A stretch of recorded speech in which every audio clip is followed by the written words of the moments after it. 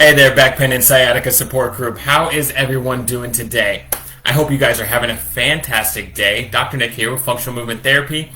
I've got a really great topic today, spurred on by some client conversations that really shook me. It really kind of opened my eyes to how we need to be talking about this topic and training this topic on creating spinal stiffness for core stability. And the translations of that, how we implement that, and what that is. In my opinion, core strength is such a buzz term that it can mean so many things. There's not really a definition of that, especially when you take it to application. So I wanted to give you some of my best tips and cues and exercises so that you can understand these principles, and by utilizing principles, then we can apply that to everyday life. That's one of the big things. One of the big differences working with us is we want to give you the why and the education behind the exercise so that you know how to do the exercise right, why you're doing the exercise, and then how the exercise applies to real life. Because without that comprehensive nature, none of it really makes sense, right? I can do 1,000 different clamshells or bridges or leg lifts, whatever.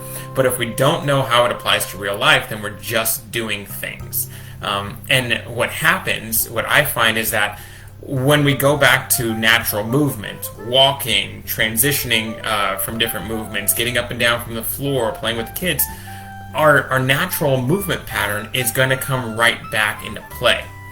And that's likely if you didn't have a significant injury going on, then there's a dysfunction in the movement pattern, and so we don't get to those root causes and address the root causes of movement, which are the dysfunctional components putting extra pressure and contributing to our continued pain and injury. Does that make sense? So we want to reverse engineer, get down to those root causes, understand the root causes, apply the activities that are going to help our muscles to control and progress those muscle imbalances. So we're going to fix the muscle imbalances and learn how to apply those movement patterns and muscle activation techniques into real life. So, small process there. But that's what we specialize in, and that's how we get clients all over the world to resolve their back pain without shot, surgery, medication, or even hands-on care. Because the body can adapt and can heal from even significant back injury if you show it how to move properly. Okay? And I believe that all of us are capable of healing, both psychologically, emotionally, and physically. And that's a big piece of the picture that we need to take into consideration, the entire person. So let's jump into the topic. I'm really excited to get you guys going here. I hope you are too. Pull out your pen and paper. We're going to be jumping into this fully. So we're going to jump into a little bit about what the core is, and so then you can start to feel it, okay? 3 muscle groups really make up the center of our core, all right? The diaphragm, which we breathe from. So good. Take a second to breathe. It's a good thing. The pelvic floor, the pelvic floor is the bottom of our pelvis that holds up the intestines and the genitals here, okay? And this group of hammock-like muscles here will time with the diaphragm. And then you have the transverse abdominis, which is the only muscle that goes around the spine and supports the spine, okay? And supports the spine this is where this compressive nature goes. Rather than a compression here, we're going to compress here. And I typically have my little squishy ball here, which I think my daughter stole. But imagine that I have this squishy ball here, aka the disc, right? And if I squeeze in this way, then what's going to happen to that disc, right? If I squeeze in, that disc gets taller. And if we buy a millimeter of space for the disc, then we're buying a millimeter of space, or 2, because if we're squeezing here and here, then we've got 2 extra millimeters for these nerves to have more space. And a millimeter for a nerve is a lot of distance, right? You don't need a whole lot of space, you just need a little bit more space. So we need to be a little bit better at this. And if you compound a little bit better every day, this is where we get our results, guys. You could be a millimeter away from results. And that's really hopeful, right? That's really, really exciting here. The only muscle to be able to do that, to squeeze in this way, is our transverse abdominis. So many people, and it kind of surprises me, many people when they talk about having a strong back, we think about or a strong core, we think about the lumbar paraspinals, which come right back here along the back, or the six-pack muscle, the rectus abdominis, right? We always want to see that six-pack, right? Right up in front. Those muscle fibers are oriented so that they create flexion for the rectus abdominis. This is the front of the pelvis, by the way. This is the back of the pelvis. And the paraspinals create extension, right? We'll come back into extension. They are not going to help us with stability through neutral to create more space. Neither one of those muscle groups. So neither one of those muscle groups are primary core muscles. They're, for me, secondary, even tertiary kind of muscle groups that come in later down the road. But primary core muscle groups, your core at the base is the diaphragm, the pelvic floor, the transverse abdominis. And that's really important to understand because I don't think many people get that education. So right there, you're ahead of the curve, guys. We want to be able to stabilize through that transverse abdominis while being able to breathe and while being able to lengthen and use the pelvic floor. Once we create that, we've got this piston system, right? The diaphragm is going to drop, the pelvic floor is going to drop. The diaphragm is going to rise, the pelvic floor is going to rise. The transverse abdominis stays steady, so we have a positive pressure in the abdomen. Why is that important? It's important for this reason. Because if we don't have that piston system rocking, and oftentimes people don't, one of the most common dysfunctions that we see is actually a breathing dysfunction in clients. It is more common than obesity, it is more common than sedentary lifestyle, it is more common than a traumatic injury. That breathing dysfunction is big, right?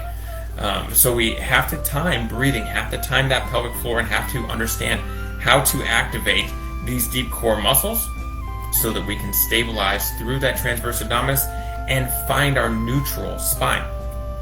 So neutral spine is our second big topic of the day. When this pelvis is either anterior tilted, so forward tilted, don't drop the pelvis, Nick, anterior tilted, or posteriorly tilted, you're going to get some flexion or extension at the lumbar spine secondarily. So we want to be able to have the vertebrae sitting on top of each other parallel, right? Symmetrical. Not that they're doing this number or this number, right? Because then we're going to have some asymmetrical forces at the disc, and then they're going to have that extra pressure. We want, things to be right on top of one another so our skeletal system is aligned properly. This is where posture comes in, and this is where I think a lot of people have trouble with. I need to be adjusted, my disc is out, I'm slipping here or there. If you are stacked right on top of each other, you're not going to slip, especially if you are stacked properly and have stability activated. There is no slipping. It's when we're kind of sideways and then we start to move in these dysfunctional movements that we allow our body to have the tendency or the propensity to slip. So let's correct that and then allow our bodies to heal properly. Yes? Sound good? All right. Go ahead at this point, guys. I've given you a lot of information. Go ahead and throw it in the chat if you have any questions about this stuff, about what's going on here. All right? Because I want to get into some exercises and kind of talk you through what it looks like, what it feels like to activate these core muscles. All right? So here we go. Now, we do not need a lot of room to fire these muscles at all, right? You can do it sitting, you can do it standing. But I want you all to just simply, right now, I call it picture tummy. It's not a lot, it's not bearing down. And what we don't want to do is see how my shoulders roll forward there? If I lock in there, what I've done, I feel this up and down. That's a great sign that I'm locking in my rectus abdominis here. What I actually want to do is draw in the belly button, kind of like if we're taking a selfie or something like that. You got family, you got friends here, everybody's lined up for the picture, and what do we all do? Or I do at least. We draw that belly button in just a little bit, maybe the chest comes up a little bit, smile, right? That's your transverse abdominis, that little thing that draws in and you can feel it across the abdomen right there. And that's all you need to do to activate these muscles properly is actually picture tummy. So we practice that. Draw that belly button in. I can still breathe. And I can allow, as I breathe in, my diaphragm drops and I can allow that pelvic floor to fall. Okay? So we can practice that ability right there to create spinal stiffness there and to find our neutral pelvis. Now, we're not going to cover the neutral spine much more, but it is a very essential piece of the puzzle. There is a previous video on that. So go ahead and scroll back down, use the group search function for the wall plank, I believe is what it's entitled, or you can message me for that direct link at any time. But we're going to focus on spinal stiffness here, and there are 5 different positions that we can utilize to create some different movements and use our secondary muscles of the core in order to really emphasize these core strengthening exercises. But first, we're going to learn how to hold up an elephant. So as we get down to the floor here, or you can do this in the bed, depending on where you're at today.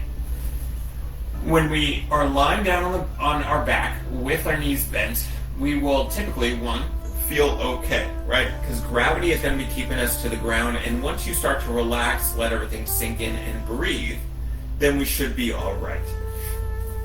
And if you are having trouble with this position, by all means reach out and let me know.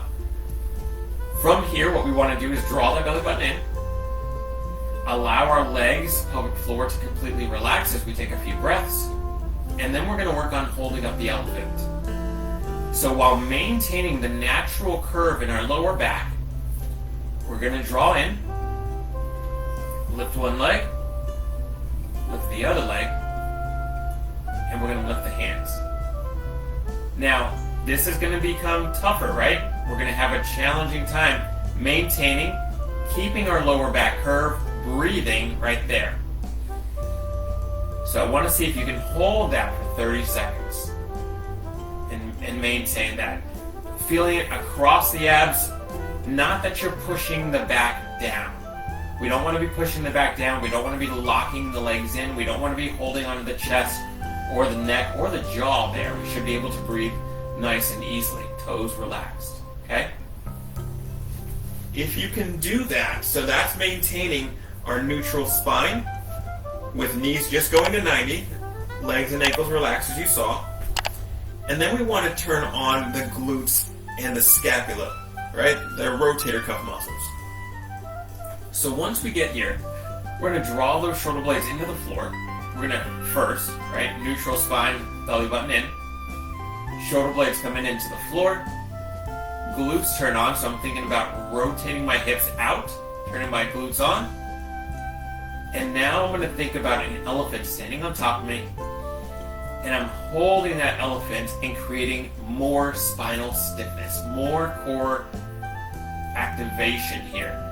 And to feel that little bit extra, by little bit I mean a lot here, and to be able to maintain stiffness and stability while breathing, not turning purple in the face, okay?